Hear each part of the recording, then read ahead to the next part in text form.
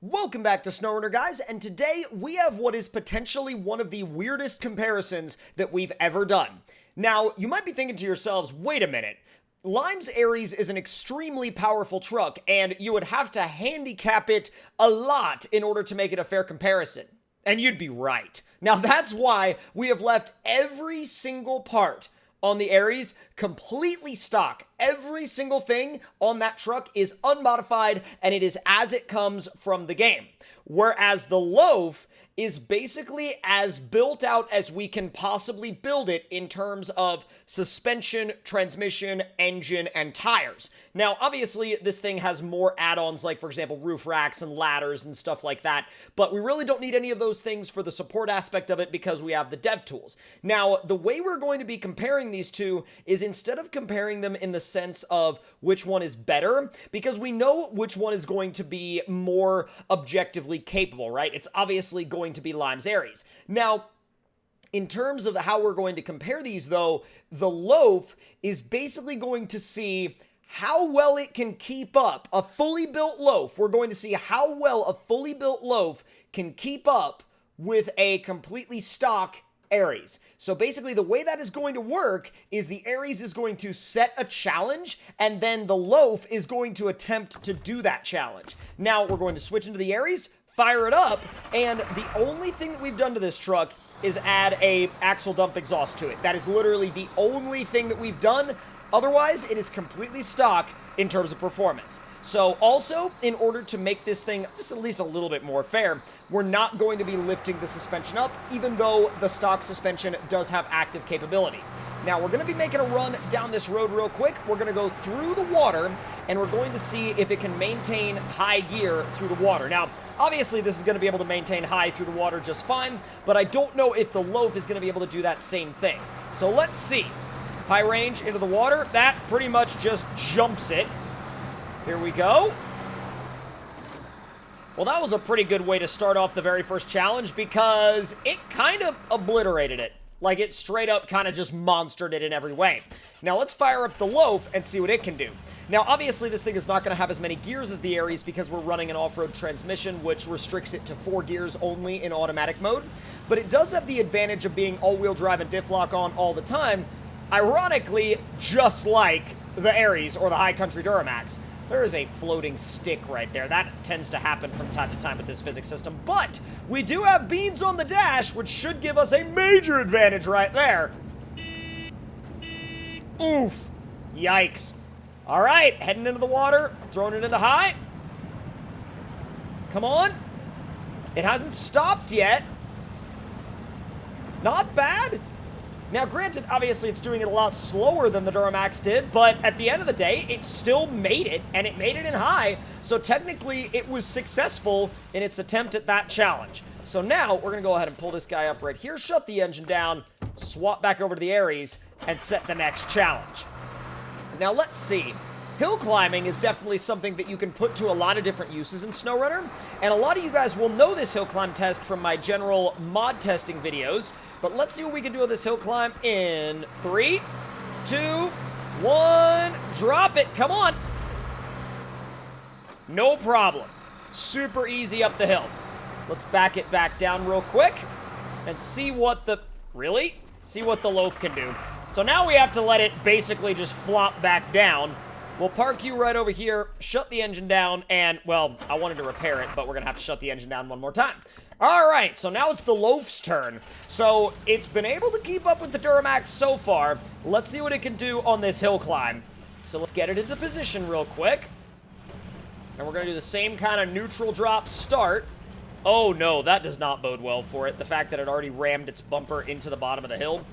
Well, let's see anyway. 3, 2, 1, drop it. Let's go. I'm going to lock it in high. Come on! Oh, we're all pulling for you! We want you to do this! No! It found some grip! Oh, it is so close! Come on. Yo! It did it! It did it. That counts. It did it. It might have taken it a minute, but it did it.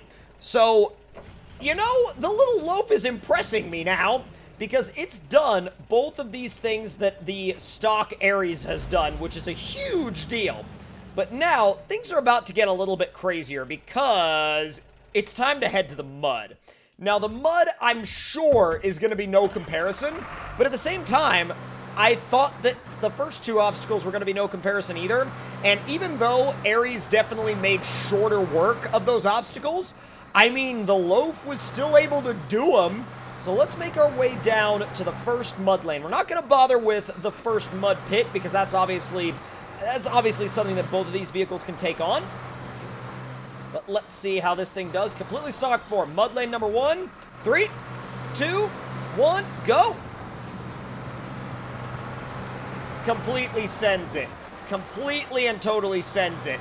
Now, obviously, it would not last very long in the really deep stuff over there, but let's go ahead and shut it down. We'll grab the con loaf and see what it can do in that first mud lane. Now, that first mud lane is still quite difficult for some vehicles, and remember, we're not judging it based off of the speed, we're judging it based off of whether it can actually make it through that mud or not, because certain amounts of mud will stop a vehicle completely cold in their tracks. So, if it gets stopped, then that's obviously not going to be the scenario for this thing.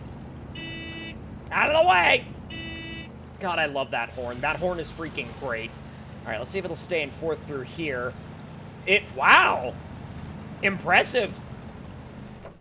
Switched all the way back to first. It'll probably go to second in a moment. Yeah, okay. It'll go to second, but it probably won't hold anything higher than that. Ooh! Uh-oh. Could this be the obstacle that does it in? Oh my god, I did not think this was going to be the obstacle that did it in. Yeah, that's basically no progress at all. I mean, if there is progress, it's absolutely, like, minute and minuscule. So, back into automatic mode it goes, and I kind of figured there would be a similar, a similar outcome to that for the loaf in the mud, but I didn't realize it was going to get swamped that fast. Although, it's still gotten 2 out of 3 challenges. So, after a little bit of a rescue by the Aries, which I was expecting to do at some point in this video, but I wasn't quite sure when, I'm not surprised that that had to happen. Now, the next test is going to be over these pipes. Now, this might be a little bit weird, or it might seem a little bit weird in terms of, like, a test, but this thing might, with this particular wheelbase length and the fact that it's got smaller tires, it might high center on this. Not bad. It bottomed out. It bottomed out pretty bad. But yeah, nice and easy all the way through. Spin it back around. Shut it down. Now let's see what you can do here real quick, because I have the feeling that with this thing's shorter wheelbase, it's going to make short work of this no problem whatsoever. So let's see what you got. Next up after this is going to be the dips obstacle. All right, let's go. Ooh! Okay, be careful of that. Come on. Oh, you got it. Ooh! We're going to be doing some engine repairs after this run, I'll tell you that right now. Little bit of a bounce there. Uh-oh. Oh, I didn't realize that was the perfect length for the wheelbase to get caught. But it can get out, which means we just need to hit it with more speed. Actually, that worked amazingly well until it didn't. Speed and power is the answer. Well, it's still only messed up on one obstacle. It has still only been unsuccessful on one obstacle, which in my mind is, frankly, extremely exciting.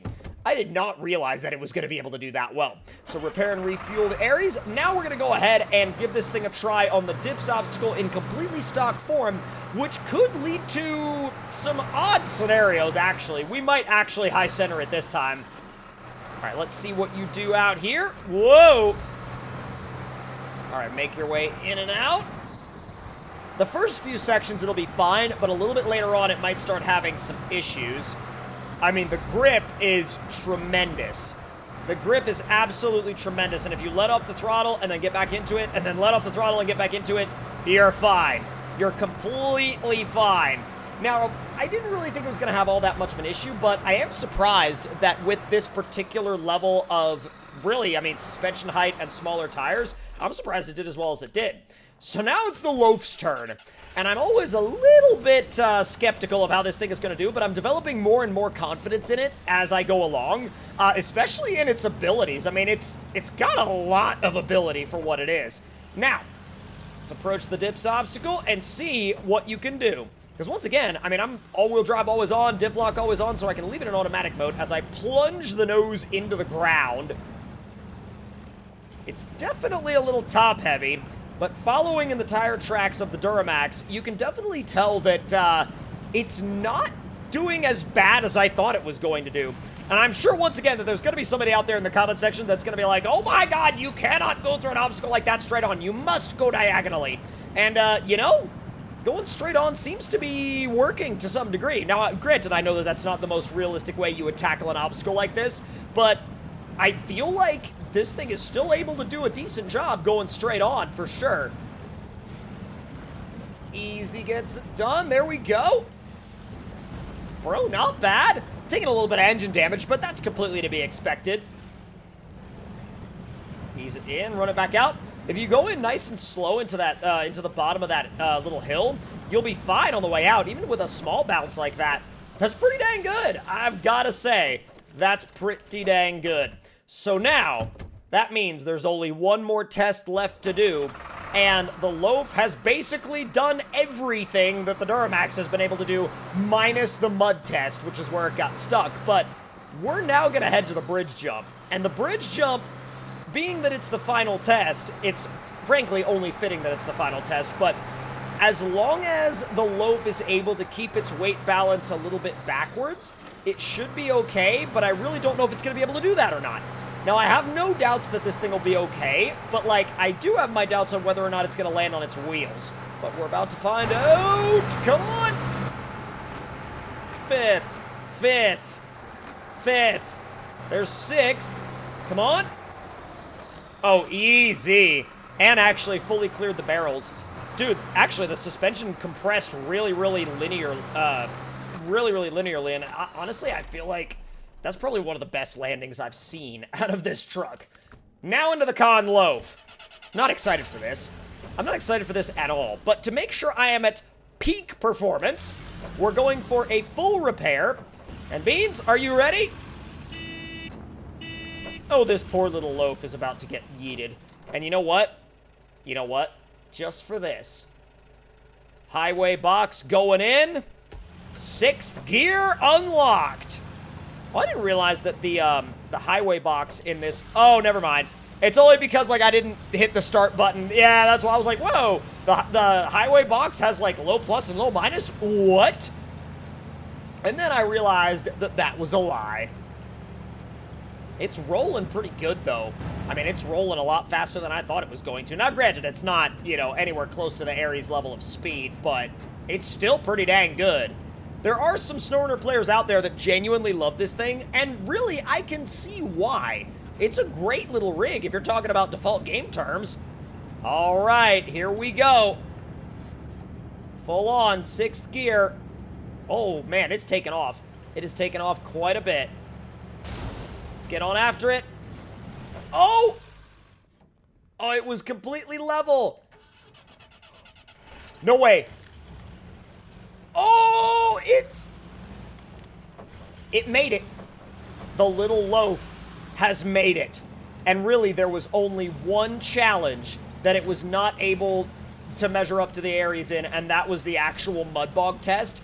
But for that to be the only place that this little default vehicle, this little default off-road van, for that to be the only place that it couldn't keep up with a mod vehicle that a lot of people refer to as drastically overpowered, I mean, I would say that's an absolute win on all fronts except mud for the Lo4F. And with all that being said and done, guys, if you enjoyed this fairly odd comparison, make sure to let me know your thoughts and opinions on it in the comments below. Hit that like button if you enjoyed, subscribe if you're new, and I'll see you guys next time.